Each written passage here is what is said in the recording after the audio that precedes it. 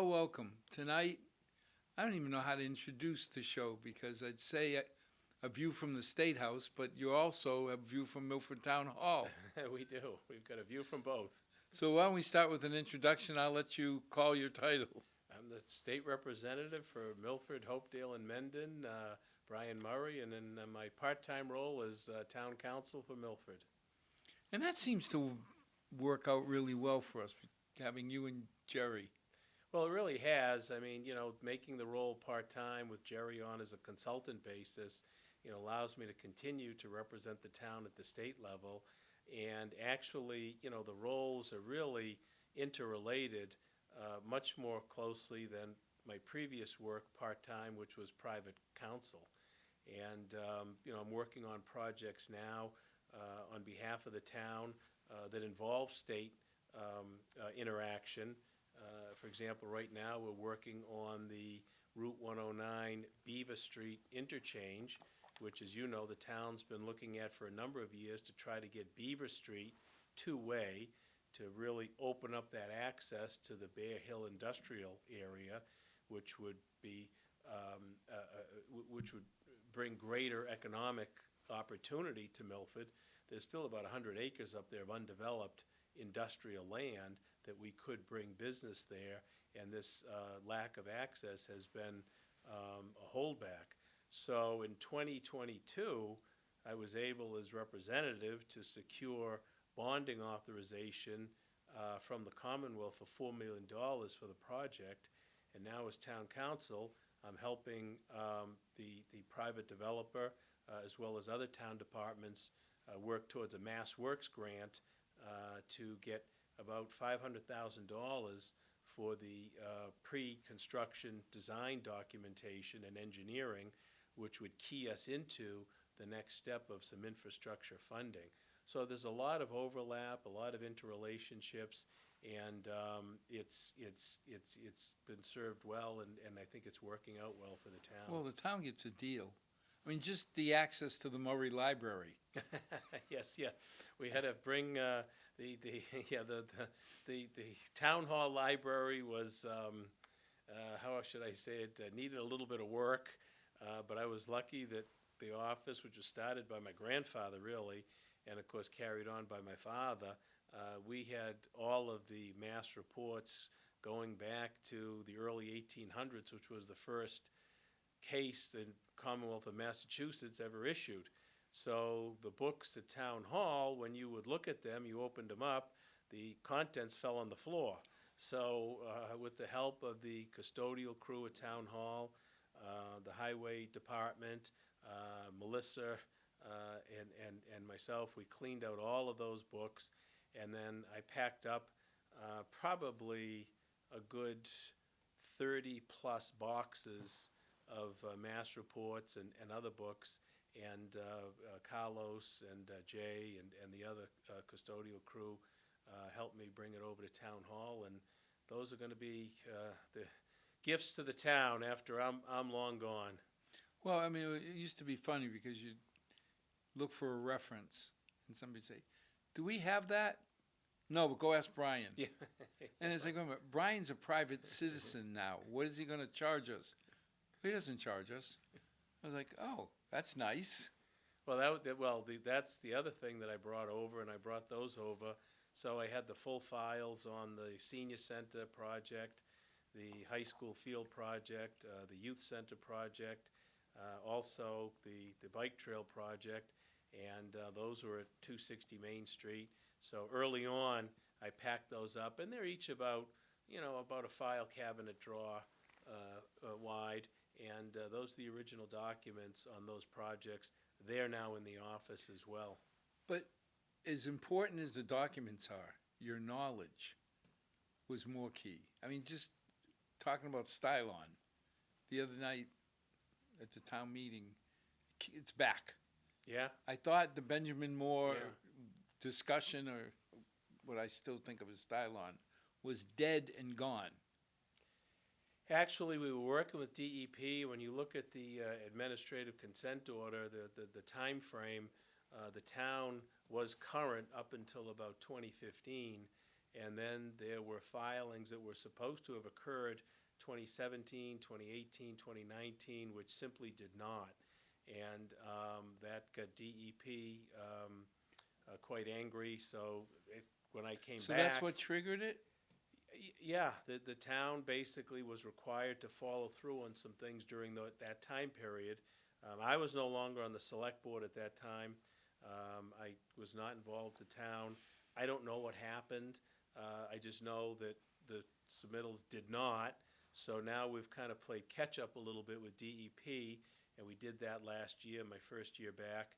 And we've got a time frame, a schedule, and an engineering process going forward to hopefully bring that to resolution. And I'm trying to work with Benjamin Moore. Their council has not been cooperative or helpful. They have not been particularly helpful in trying to work cooperatively to solve what's there. So that's something that we may have to deal with a little bit more aggressively moving forward. But they can't just walk away, can they? Well, it's complicated in the sense that they have a realm of responsibility, if you will, and the town does as well. Now, obviously, the land abuts each other, and it gets a little skewed, but, you know, there's land behind the building, under the bike trail, and then into the pond. And, you know, obviously, it all came, like you said, from the old Stylons, or what was it, Bettingers, I guess, at that time, maybe before Stylons. Those are those pools of beautiful colors. Yes. And the turtles. I remember, like we talked about, I remember taking my bike down to Fino Field, and before you went out and played baseball, you went back there and you saw all the colored water, and you picked out the pieces of tile, and I brought them home, and my mother and father like, what are you doing? What are you doing out there? We don't My want this father junk." went down there and actually tiled one of the bathrooms we had. Because they were the seconds. There'd be a little bulge. Yeah, But yeah. the price was right.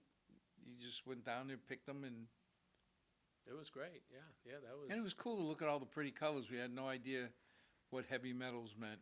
Yeah, those pretty colors are now causing us issues. But we've got it back on track.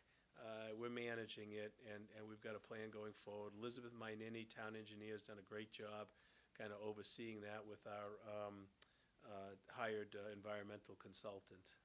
Yeah, we allocated, what, $250,000 to... Yeah, I'm trying to remember. It's tough for me to keep track of all the numbers dancing around.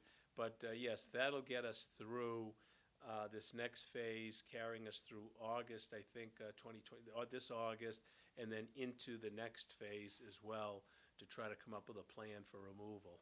But So we're on track. We don't have a choice. We don't have a choice.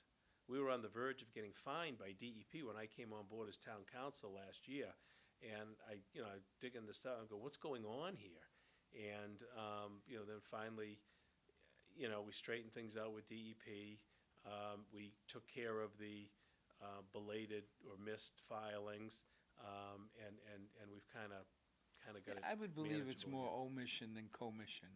Because nobody's intentionally going to tweak the IRS or the DEP or any agency like that. Yeah, and I know, I remember when I was on the board, select board, we used to get correspondence all the time, not necessarily related to the board, other departments.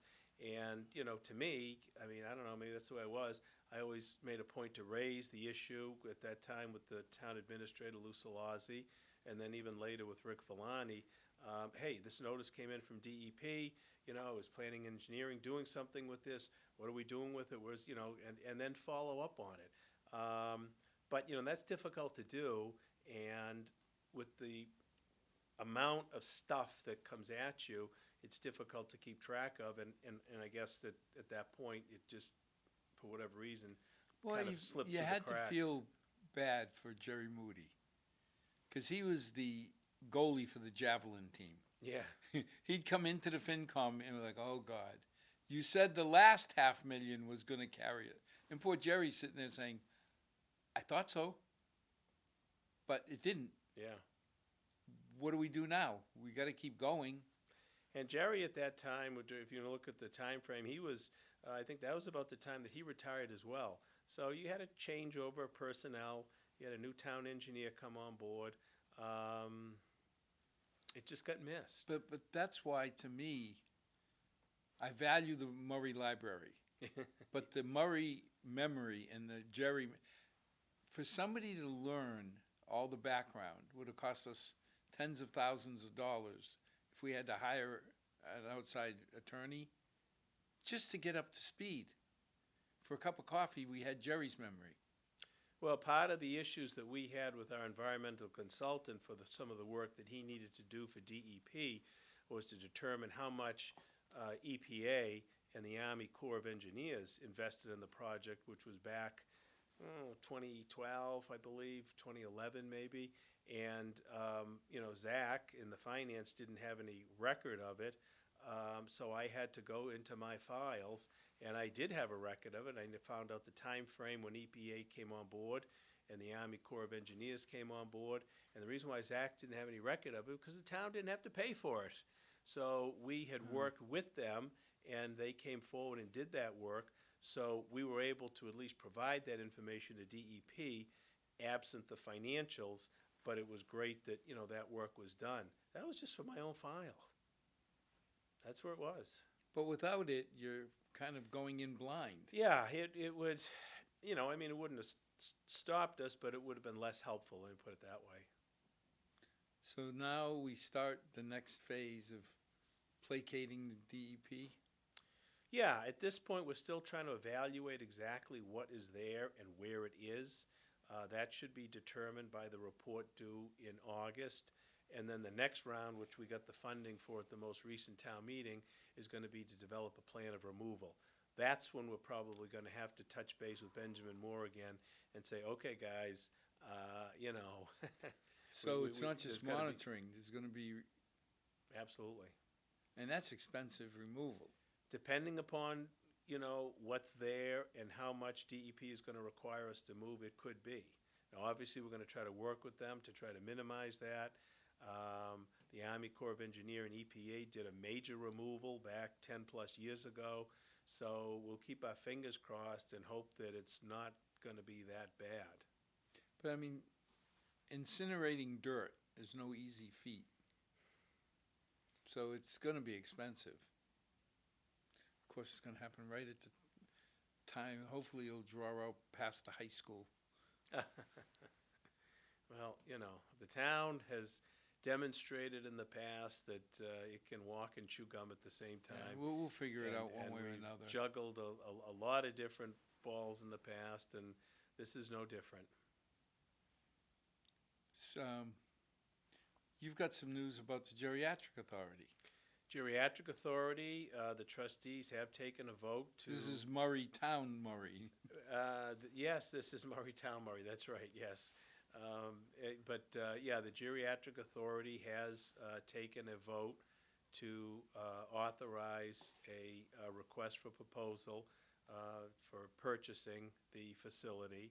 So what we're going to try to do is to come up with a set of specifications to advertise to potential buyers a purchase. So that's going to be a bit of an involved process to determine what these specs are going to look like, what limitations the trustees may want to put on the sale, if any, what's going to go along with the sale, what's the state and other regulatory approvals that are going to be needed. So it's going to take a little bit of time to do that. It's not like we're selling a loaf of bread to somebody, but I think it's a major step. I think that the trustees have certainly acted responsibly in hearing the recent town meeting, and we'll move forward in this direction. Well, I don't think anybody held it against the trustees. I mean, there were a bunch of salmon swimming upstream, and the water just kept getting faster and faster. So it's not like this guy or that woman screwed up and it caused a problem.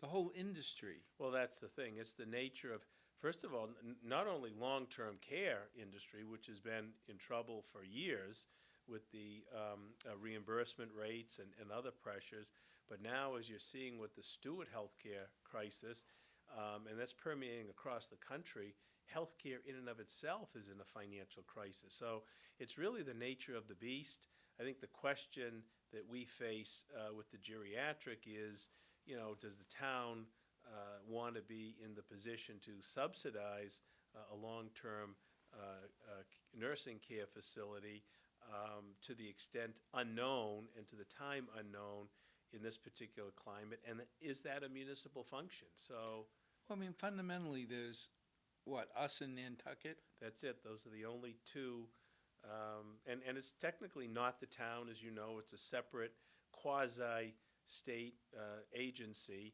but yes, it's municipal as opposed to private-based, and there's only two. There's Milford and then Nantucket, so. The thing that I think hit me the hardest was we kept starting talking about COVID, and COVID's pretty much gone. It's a little spurt back, but the thing that scared me the most was the paradigm shift on the insurance companies. I mean, when my mother had her knee done, she had a week of rehab. I'm hearing now they're sometimes allowing 1 day, and they're trying to do it as outpatient, to have your hip replaced and your knee replaced, outpatient. Well, that was the biggest source of, I don't want to call it profit, but when you look at, they've got it to where it was like $300 a day for somebody to be taken care of. Medicaid paid $250, so you could fill the place with Medicaid people and increase the loss. Medicare, I think, almost broke even, but it was a $600 a day rehab. Well, you take that away, where do you get the money? Yeah, and that's a big problem that they face. The level of reimbursements, Medicare, Medicaid, private, or commercial insurance, and on the other end of the spectrum, like you're indicating, whether it's Medicare or your commercial insurer, they're putting the squeeze to reduce the time period that they're responsible for as well. And that's the vortex that places like the Geriatric Authority, Countryside, have gotten caught into. And Countryside's not alone. I mean, nursing home facilities across the state, really across the country, are facing the same issues. But Countryside has the added problem that they're local. It's not a corporate entity that you can just complain to or whatever. It's Dave, it's Barbara, it's Rick. So if you got your mother, your father, your aunt in there, your grandma, and something isn't perfect, which no place ever is going to be perfect, they can't walk down the street without somebody coming up saying, the Jell-O was not cold. Yeah, and the other thing, the issue, that they face in this particular situation, it's freestanding. It's alone.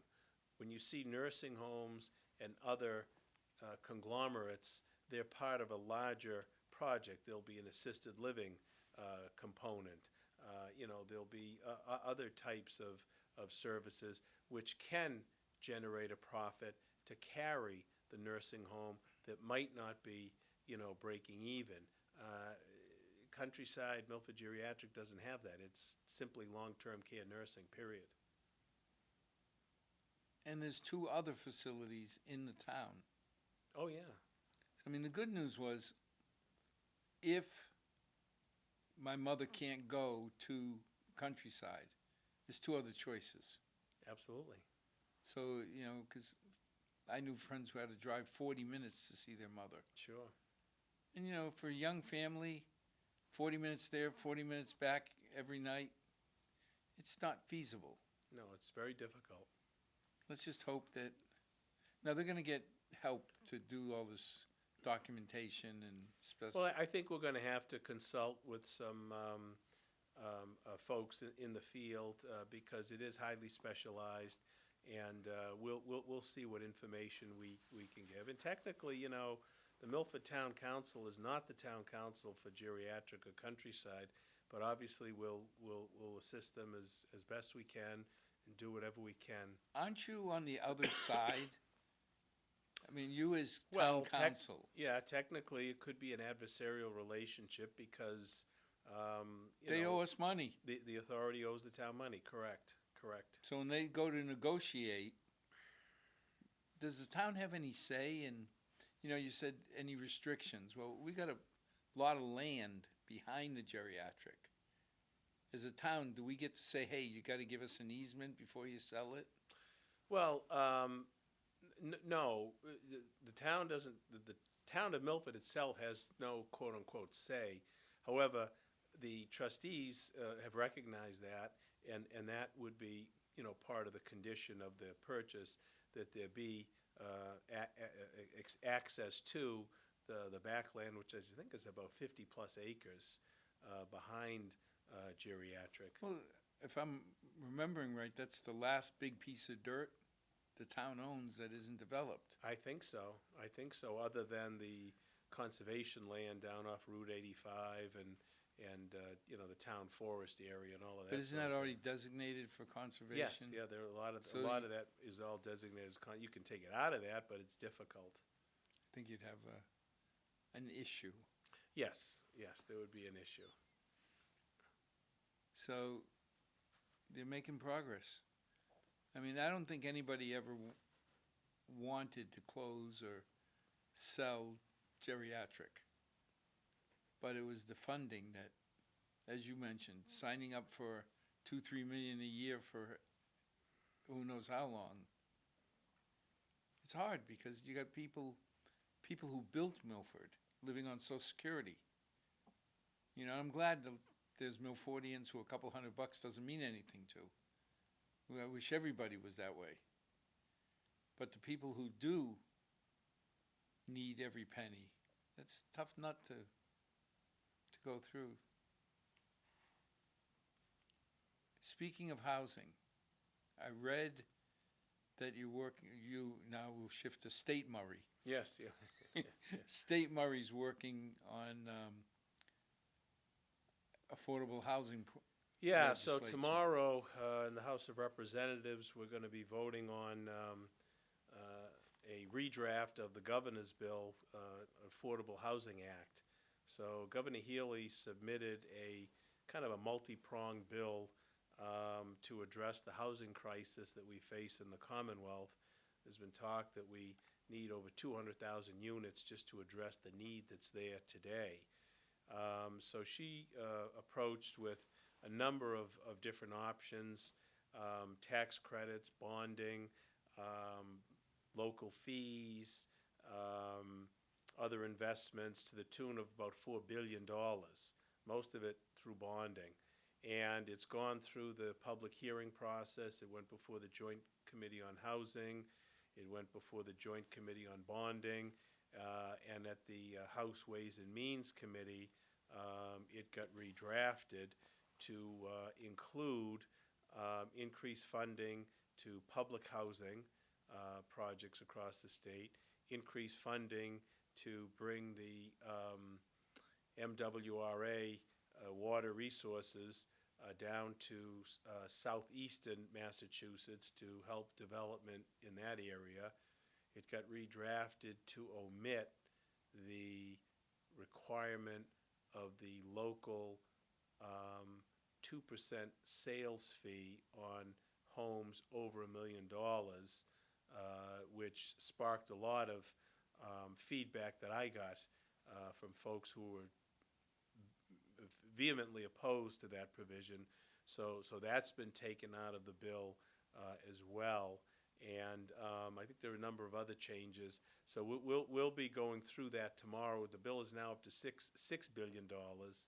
And again, most of it is bonding. So it's just an authorization towards that amount of money. And then the administration, the governor, can release those bonds as there's room on the operational budget to pay the debt service. And it's very similar to what the town does on our capital projects and the debt service. You might be funding a payment for Memorial School one year, and then the next year that payment comes off. The payment may have been $200,000 out of the operational budget. You've got another $200,000 that you can use to issue another bond to do another school. Right. So in the state level, it's the same way, just on a much broader scale. When you talk about $2 million or $1 million house, and I've said it before, when we grew up, you could have bought Milford for $1 million. They would have thrown in Hopedale and Mendon. Yeah. But now, I'm looking at houses advertised, $700,000, $800,000, $900,000. So this tax is not just Martha's Vineyard and Nantucket. This could hit Milford people. Not many. Yeah, it could have. The proponents of it included the Mass Municipal Association. And I want to say there may be about 40 to 50 communities across the state that were in support of it. And of course, it would have been local option. It was not a mandate. It was a local option, so the town would have had to vote to adopt it. But I know the real estate community was opposed to it, not only for the added cost for folks to try to buy houses, making it more difficult for sellers to try to get rid of houses also, but for the confusion that it engenders. So, okay, I'm doing a closing in a Marblehead. Oh, they've got a tax of 0.5% or whatever. Okay, well, now I'm doing the closing in Belmont. So I better they take don't into have- consideration the extra 20 grand on the house Yes. to pay the tax in Town A, but I don't have it in Town B. Yeah, so if you're trying to do, banks and real estate brokers and attorneys, that gets very confusing on how to try to calculate and approach real estate closings. And for the parties, I could envision, a dispute over who's going to pay. Who's going to pay? Is it the buyer or the seller? And that could create more problems in real estate deals as well. And beyond that, and I think the speaker probably said it best, other than the very rich communities, like a Nantucket, it's really not going to generate any kind of money that would be sizable enough to assist with affordable housing. So I was going to ask, I'm really happy that people want to move to Milford, and that's bringing the price of the houses up and all, but how many $1 million homes have you seen? Yeah, so the effect here, if that went in and if Milford adopted it, the effect broadly would probably be very little, but, it would impact obviously some properties. But, part and parcel of that, okay, so the effect is minimal. Well, the return is minimal too. So say you get, $150,000 or something for the town to promote for affordable housing. Well, One house.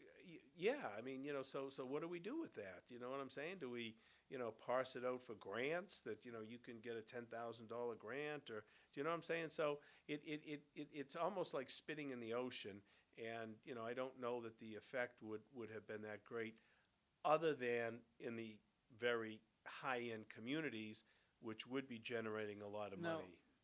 I don't want to seem ignorant, but affordable housing in Nantucket, the average price of a house is more than $100,000, $200,000. The median, well, It's what, Nantucket, four? I think it's $4 million, the median price in So Nantucket. what do you consider affordable housing? Something that's $1.5 million or $2 million? I think a place like Nantucket, and maybe the Cape to a certain degree, I think that the issues that they have are a lot of the folks who need to work there, particularly in the service industry, can't afford to live there. But again, how effective could it be? Let's say you did come up with $300,000-$400,000 a year in excess tax, because this is tax by any means. What can you build? The lot alone would probably cost you that. Yeah. So it's just, I like the concept. And there's other way. There's other ways to do it. The Community Preservation Act, the CPA, that's still available, and I know Mendon uses that. I'm not sure if Hopedale does. They may, but funds generated that can go to affordable housing. A lot of the communities use it to open space, but it could be used for affordable housing. So I don't know if Nantucket has access to that or not. But that's certainly an option. Yeah, it that's just available seems to like them. the people who have the ability to generate the most money are handicapped by, I'm joking but $4 million for a median home? Tell me what housekeeper can afford to live in a $4 million home. No, they've got a real issue out there. But I don't think that this surtax or surcharge or whatever you want to call it on the sale of real estate was going to be anything that was going to provide, well, certainly not meaningful help broadly across the Commonwealth. You know, it may provide relief in Nantucket and you know, however they spend it. But the Speaker's perspective on omitting that from Governor Healy's bill was that it was just not broad enough to make a meaningful change throughout the entire Commonwealth. So that did not have the state Murray stamp of approval. No, I didn't approve it. I was not in favor of that. I've done enough real estate closings as a private attorney over the year, and recently closings have gotten harder and harder. You've got to get the star, the sun, and the moon all in alignment, you know, before things can happen. Banks are much more problematic than they were 10, 20 years ago. So, you know, to add another, you know, piece of complication to a real estate transaction, which is already, you know, costly and complicated, was not going to help the situation. I remember Dennis Sullivan bringing in, it seemed like, a carton of documents. I got to a point where I had no idea. I'm signing a document to request a document that says I signed it. Oh, it's getting ridiculous. You know, it was like paper after paper. Yeah. It just, you became numb. Yeah, I know. And the question You know better is, than I do. well, the question is, you know, whoever reviews this stuff? Do you know what I mean? I mean, okay, we sign all these things, and I used to ship them back. Bank of America was the worst, you know, when I did closings for them, you know. And you know, I would always say to my assistant, I'm like, all right, everything's all signed stuff. Who looks at this stuff? Is there someone back there that like looks at it to, you know, and of course there isn't. And it's just, you know, checking off the checklist that all of those documents have been signed. But closings have been, you know, getting more and more problematic. So you want to try to assist closings to occur. You don't want to make it even more problematic, which I think this surtax would have done. Well, and again, if the surtax would help the housing shortage, I don't think any normal person would argue against helping low-income housing flourish. No. It's no, not absolutely. low-income, bad choice of words, but below median income. It's affordable housing, and it's based upon the median income. So, I mean, the bill has, oh gosh, let me think for 1 second. I think $2 billion committed to the Affordable Housing Trust Fund. So there's going to be a huge commitment to the funding vehicles that provide relief to young families looking to get home. So the bill, I think, is going to be very helpful in trying to encourage affordable housing. But, I mean, you know, if we're going to be trying to encourage more affordable housing, you know, the approach that a lot of the progressive legislators see is more punitive upon the developer. Well, if you want to build, you know, the old thing used to have to, if you wanted to do a You subdivision. got to have 25%. Well, that's what it is now, but, you know, before it used to be 10%, you know, and costs were down then, and developers could try and do it. Well, it's gone up to 15%, now Boston's requiring up to 20%. Developers just going to back out. I mean, you can't, I mean, you know, it's a dollars and cents for them, particularly with the interest rates. If they've got to do 1 out of 5 homes below market, that means the 4 out of the 5 have to absorb it. Absolutely. Because they can't lose money because they won't do it. Yeah. And that's not today's reality with the price of construction and materials and so forth. So, you know, to me, in my perspective, has always been, you've got to try to incentivize the developers to build, not penalize them. So, okay, if you want to build, you know, then if you add, you know, affordable units, you know, you'll get tax credits, or you'll get a reduction here on costs or whatever. So that to me, I thought was the way to try to do it. You know, what we did in Milford and what we do, you know, with the, you know, the subdivision bylaw is, if you want to increase density, you know, you've got to provide a benefit to the community. And if you look at the Walden Woods project, for example, that increased density, but they paid for the third leg of the bike trail in the town, which was probably $1.5 million at that time. But see, I know you took a lot of heat for tax incentive that developers got. But I always liked the approach that says, if you're gonna build a building, then we can deal with a TIF. Because we had a company come in, was gonna do all sorts of stuff, got a good TIF and left after 3 years.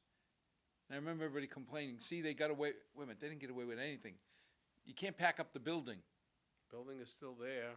And it's now, the TIF goes away. Well, that's it, and they pay the full amount. Yeah, I always promoted TIFs as a member of the board, and I thought that that incentive program worked well, and it brought some great businesses to the town, which is still here. And again, as long as you're, I don't think people understood, like, we had one company that was adding on, so they got a TIF for the add-on. Right. It didn't reduce the $100 base amount they've been paying. They just didn't pay $120 for 5 years. Exactly. Exactly. But at the end of the day, whether they stayed or not, I couldn't get my arms around, well, it'll increase employment and the moon will be shinier and the sun will be brighter. Is there a building? So you're increasing my tax burden, tax amount, my tax levy. The assessment, sure. Yeah. Yeah, so I mean, there was that kind of incentive that I thought was effective. And I think broadly based, I think those are the ways to approach it. And there's some of that in this bill. And one of the other interesting parts, Al, in the bill that the House added from the governor's bill is, I think, $150 million as an incentive program to develop commercial properties into residential properties. So I think that takes a good look at the problem that we're having with a lot of this commercial vacancy and the need for residential housing. But now in a town like Milford, that would hurt. Well, I don't know that it's more prevalent in the cities. Oh, okay. You know, that type of So I was thing. gonna That's not say, really a town-oriented We have, program. I won't say a low tax rate, lower than most at $6,000 average per house. You go over the border to other towns, that 6,000 would be 10 because of our dual tax rate. Right. I mean, I've always been worried that we don't burden the businesses too heavy because we don't want to chase them away. But they're paying what, 50% more? Yeah. And that, that always can be adjusted. The years that I was on, and it wasn't adjusted dramatically, but you can fine tune it to take into account the market fluctuations. So when residential property is assessing high, you adjust it one way. When commercial property is assessing high, you adjust it another way. But you wouldn't go down to 40 or 30%. Your No. adjustments would be a few Yeah. percent. Right. They're fine tuning. So that's why, like, when we funded sprucing up Main Street, well, we've been taxing 50% incremental for every business. Giving them a little bit back just felt right. Talking about development, the old Beaver Street project is back. It is, yes. Because you tried, how long ago? Well, that, when I was on the board, that was in discussions. And now, we're working with private developers and also Mass Highway, to make that, Beaver Street, two-way, to increase the access to the Bear Hill Industrial area, and straighten out the 495 South off-ramp onto Route 109 so that we can have a two-way Beaver Street and not have traffic queue up and back up on 495? on the ramp. There'd be a separate light intersection at 495 off-ramp. But Brian, fundamental question for people who don't know the project. Why do we need to increase traffic? Is there some benefit? Like, is there land that can be developed? Or? Well, yeah, and it's not necessarily to increase traffic, it's to facilitate the traffic flow directly to the industrial area and not have it go through the residential area of Bear Hill, to get them right up into the Bear Hill industrial area where there's about 100 acres that are still undeveloped and available for industrial and commercial use. So this will bring that access right to there and bypass any of the area in the residential the cars have to go through now because of the one-way. But 100 acres, I mean, you could have a lot of commercial, industrial Absolutely. development there that would Absolutely. bring a lot of money to the town. Absolutely, and as you said, with the dual tax rate, you got a double bang for the buck on any business that you bring in.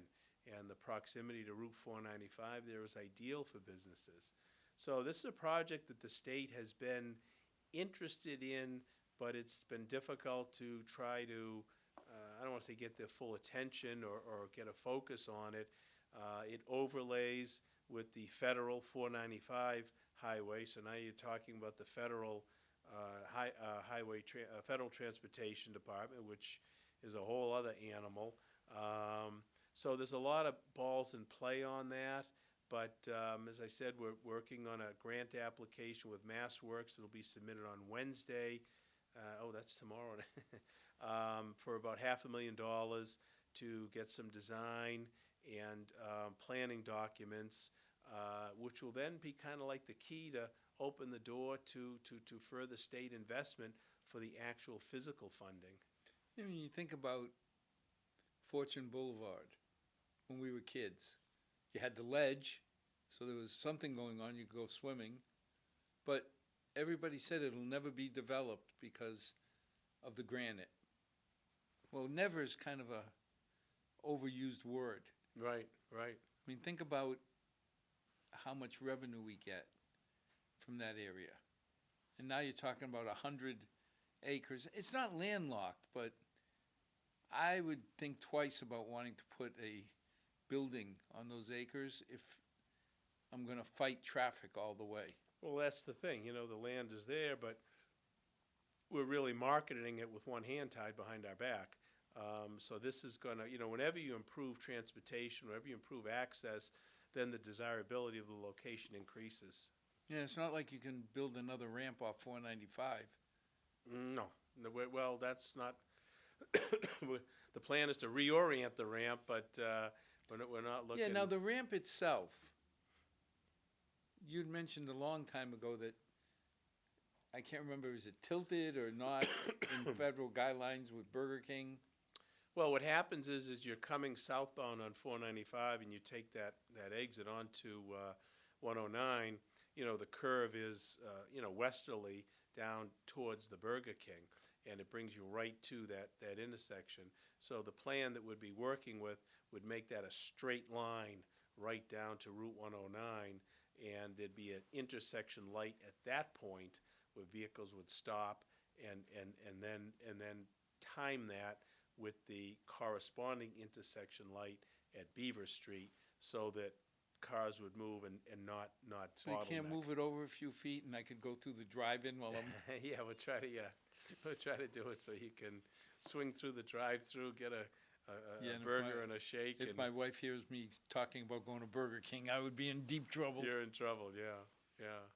But it's an exciting project. Everything takes time. The intersection itself needs work between McDonald's, the gas station that's there, Burger King, and this will enlarge that intersection as well. Well, that's always backed up. Yes. I've been amazed when people talk about the traffic through Milford. Because you never thought about it when we grew up here. All 9 cars were on the road at the same time. Yeah, You lived with it. yeah. Now, when we talked about Central Street, and Scotty came back and said they did a study and 100,000 cars go through Central Street Oh, for the small bridge project. for the small bridge project. Yeah. 100,000 cars. Yep. That's It adds up fast. Which I remember when he approached me for some help with that, because that's a $500,000 co-payment from the state as well. And when we worked on that grant application, he asked me about the Central Street Bridge, and I said, "What Central Street Well, Bridge?" most people don't know we have a bridge. I said, "What are you building a bridge on Central Street?" He said, "Oh, no, that's a bridge over there by Archer Rubber." I said, "You got to be kidding me! I never knew that. I never thought about it, really." We always thought of it as a brook or a tunnel. Yeah, I guess there's culverts under there or whatever, but you're right, obviously, it's clearly a bridge. So it qualified for the small bridge program, and we'll get $500,000 from the state on it. Yeah, that one really showed us how building projects have gone up because we allocated $1.7 million. And again, most of the reactions were, for what? We have a bridge? We're building a bridge? And then when we went out to bid, all the bids came in at 2.9 to 3. Yeah. It's unfortunate that this project didn't really kind of happen earlier, but things pop up and things are difficult. But it'll go forward. It's definitely needed, and we'll get there's it no done. choice. I mean, we're going to have to shut down Central Street for 90 days because that'll save us $200,000-300,000. Because originally the $3 million bid had us doing half Right, one lane, shut down the other, and then swap. right, Just too much money to pass over. right. Yeah, so it's going to be inconvenient, but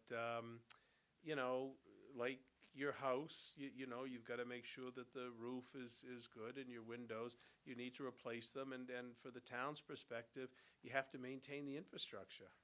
Well, it'd be a lot less convenient if that tunnel or bridge got condemned by the state, and now you'd be 2-3 years out Right. without Yep. Central Street. Yep. So it's preventative maintenance. It's, the bridge has had its lifespan. And, Scott, I think, has done a great job, with his consultant, his engineers on it. And I'm sure they'll make fine work of that project. Now, we keep hearing that the price of helping out the immigrants keeps going up and up and up, and the governor's having a hard time funding it. Well, it's funded this year, and, for FY '24, and none of the funds came from, well, I shouldn't say none of the funds.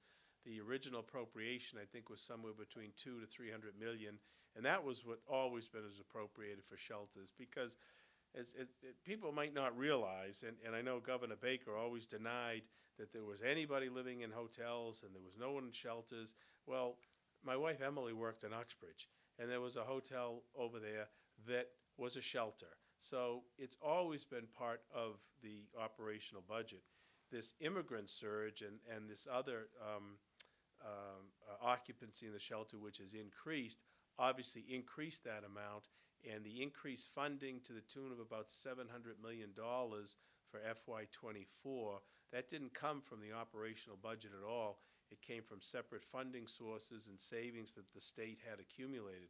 Going forward for FY '25, starting July 1st, we've appropriated, I think, close to, $800-900 million for the shelter system in this year, and also set up some stopgaps, some brakes on the system to limit the amount of time that folks can be there, accelerate the work visa program. I think close to 3,000, maybe 4,000 folks have passed through the shelter system and obtained work visas and have exited. But now that makes sense to me, Brian. Giving people a chance to work, Absolutely. but denying them work permits. If you take them out of, I mean, we have, I don't know what it's called now. It used to be called the Best Western. Yeah, oh yeah. And that's, Now it's the you, emergency you can shelter say it's center. not a hotel. Now it's a shelter. Right, So nobody's living in a hotel in Milford. Well, tomato, it's a hotel. If you kick the people out of there, where do they go? well, that's the thing. And the thing that, a lot of folks don't realize, so the state shelter system has been capped at about 7,500 families, and of that 7,500, more than half of those are Massachusetts families. They're not immigrants, they're not refugees, they're not migrants, they're folks in Massachusetts who, for whatever reason have fallen upon hard times and need alternative housing arrangements. Those are your shelter residents. But again, if you kick them out, where do they go? They're going to go to public parks. They're going to go to bus stations. They're going to go to Logan Airport. They're going to, they'll be staying in these kinds of locations, which, obviously is not safe or sanitary for them, and not, And I may seem What? cold about this, but that's okay if you live in Southern California, where it's it goes from 65 to 75 degrees all year. We have winter. Where do these people go in the winter? You can't go in public parks. You know, there's the part that, you know, and you can see some of the resentment bubbling up even at our town meeting. You know, where you start blaming all of this on the immigrants. We're all immigrants. Yeah, and there was a lot of misinformation on that, the statement. The select board had absolutely nothing to do with bringing. With immigration? Or bringing even the emergency shelter in Milford. That was totally negotiated directly from the state Department of Housing and the private hotel owner. You know, I know we looked at it from a legal perspective and wrote a letter to the, before I got on board, Jerry was there, and he wrote a letter to the Governor Baker's administration indicating that was not in accordance with the zoning bylaws, and it paused the shelter from opening, I think, for a number of months. But then they got back and they said, well, you know, it's a state use that overrides local zoning. So they made a separate contract, you know, with the hotel operator. The town fully inspected it. I remember going there. I arranged a site visit along with our building inspector, our health inspectors, I had the fire department, police department. The select board's office was there to go through the hotel. I specifically indicated to Chief Nelson and his staff to look at the rooms to make sure we don't have wiring crazy and hot plates or things that are going to create hazards. And it was fine. And you know, from that point, it's housing residents. I almost hoped I was wrong that the federal government had given Milford special dispensation to deal with immigration. Yeah. But what are you going to do, deport these people to Rhode Island? Rhode Island's facing the same issues as are just about a number of other states. Everywhere is. And there's emergency shelters set up in over 100 communities across the state. So, you know, that's the times that we live in, and we just have to manage it and, you know, deal with it as best we can. It's so easy in the abstract to say, kick them out. Don't look at a child or an immigrant who is here. And we've been lucky. I've never had to face my family starving or being in the middle of gang violence to a degree where they're scared to leave the house. Right. How do you turn your back on a child who says, help me? Well, any migrant, refugee, or immigrant that is in the system has to prove that they're in the country legally. So, you know, because I've gotten that feedback, you know, from people, oh, you know, these illegal immigrants come and get everything. Well, they're not in the shelter system. You cannot get into so the shelter. gotaways can't get in the shelter system. You have to have a proof of legal identity Entry. within in the country, within the Commonwealth, to be eligible for the shelter program. Well, that's something that I don't think people understand. There's a lot that people don't understand. And when I get the emails, it's like, oh boy, here we go. But, you know, the problem is there are some in this country, and everything's become nationalized, who, you know, look to divide people, look to prey on people's most basest feelings. And unfortunately, because some leaders are doing that, people feel justified, I think, in exercising emotions that are probably not the best sides of themselves. And they're going in directions that really don't take into account any empathy for what others deal with, and certainly no sense of any type of community. Well, the one thing I've always said about town meeting, Milford Town Meeting, I've never seen them turn their back on Milford kids. And whatever reason you got here, if you're here and you bleed Milford red, you're our kids. And you got to take care of them.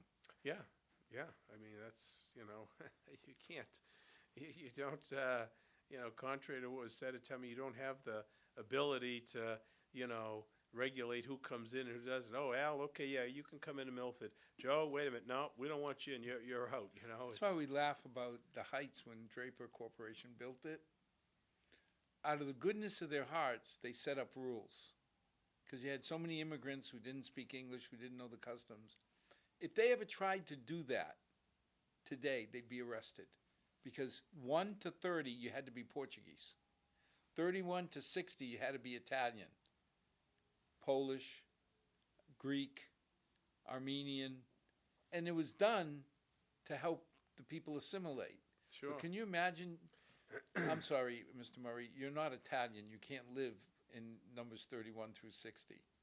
They did it for the good reasons. Yeah, yeah. But today, oh my God. Yeah, yeah, no, it's a different world, you know. But again, like the governor has said, and we in the legislature have passed some stopgaps on it too. We're doing the best to manage the situation that really ultimately, you know, should be decided in Washington. I mean, the country has gone on way too long without any kind of meaningful immigration law to allow people to come in reasonably, to keep out people that are undesirable, that are here for criminal elements.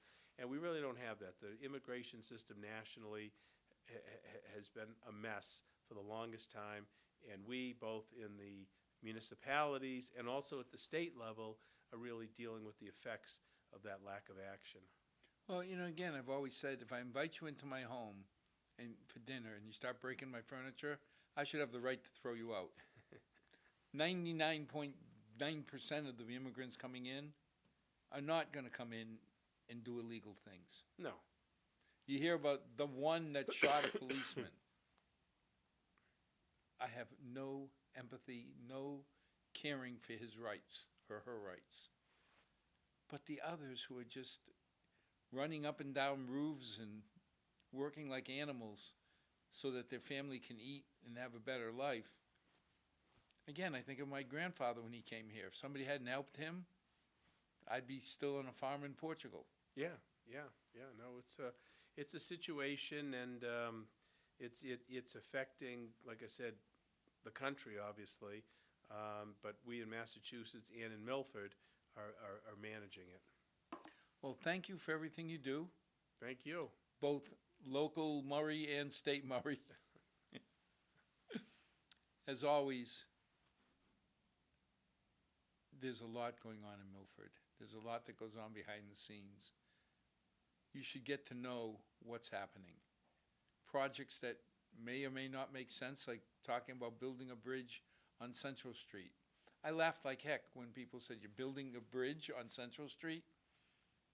Is there a river there? And then you find out there's a tunnel there. And when you say, well, what, 10 cars a day go by Central Street? And you find out it's 100,000. There's so much that's done behind the scenes. Not in an ugly way, just natural. Get to know your town. Get to know what we offer. And if you have questions, call the town hall. Because the people there, they're Milford people. They'll answer questions. And thank you. You have open office hours if people have Absolutely. questions. People know how to get a hold of me. However, I'm glad to. Yeah, you can't hide. No, I can't hide. I'm glad to answer whatever I can for folks. So as always, to our 6 loyal viewers, thank you for joining us. May tomorrow be a better day than today. God bless. Good night.